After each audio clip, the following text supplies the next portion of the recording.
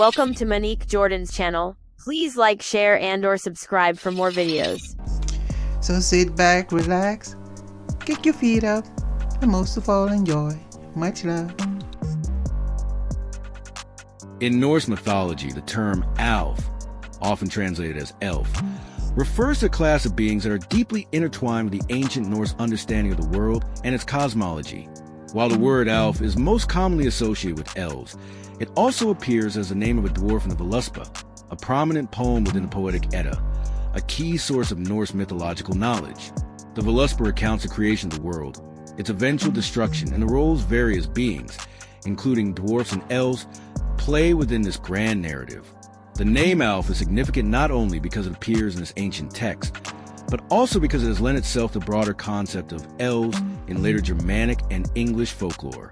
The word elf in English is directly derived from the Old English elf, which itself traces back to the Old Norse Alf. This etymological journey highlights the enduring influence of Norse mythology on later cultural and linguistic traditions across Europe. Alfr, the elves and dwarfs of Norse lore. In Norse mythology, the Alfr, plural of Alf, are sometimes difficult to distinguish clearly from dwarfs, as the lines between these beings blur in various sources. Dwarfs, or dvergr in Old Norse, are often depicted as skilled craftsmen, living beneath the earth and forging powerful items, such as Thor's hammer, Mjolnir. The poem Voluspa specifically mentions a dwarf named Alf, situating him within the complex tapestry of beings involved in the world's creation. Elves, on the other hand, are often portrayed as more ethereal beings associated with light, nature, and fertility. They are described in some sources as living in Alfheimr, one of the 9 worlds in Norse cosmology. This world, often translated as Elf Home, is ruled by the god Freyr, a deity associated with fertility, prosperity, and the well-being of humans. The elves of Alfheim are generally seen as beneficent, albeit mysterious, beings who can influence the natural world in subtle yet profound ways.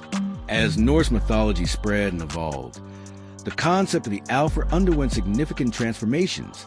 In the Poetic Edda and other sources, elves are often portrayed with an ambivalent nature, capable of both good and ill, much like the gods themselves. This duality may have contributed to the eventual merging of elves with other mythological beings in later folklore. The concept of elves carried over into medieval and later European folklore, where they often became associated with the fairies of British and Celtic traditions. Over time, the elves were reimagined as diminutive, magical beings that could be either mischievous or benevolent, far removed from their original Norse depictions as powerful and enigmatic entities. Today, the legacy of the Alfr endures in modern fantasy literature and popular culture. The elves in J.R.R. Tolkien's Middle-earth, for example, owe much to the ancient Norse descriptions of Alfr as noble, wise, and long-lived beings. Tolkien, a scholar of Old Norse literature, drew heavily on these mythological traditions in crafting his own fictional universe. The enduring fascination with elves and their various incarnations, from the Alfr Norse myth to the elves of contemporary fantasy, demonstrates the lasting impact of Norse mythology on the collective imagination. Whether as guardians of nature, master craftsmen, or mysterious inhabitants of a distant world, the Alfr continue to captivate and inspire, embodying the rich and complex legacy of the Norse mythological tradition. Thanks for watching this video. I hope you come back soon. So till the next time, much love.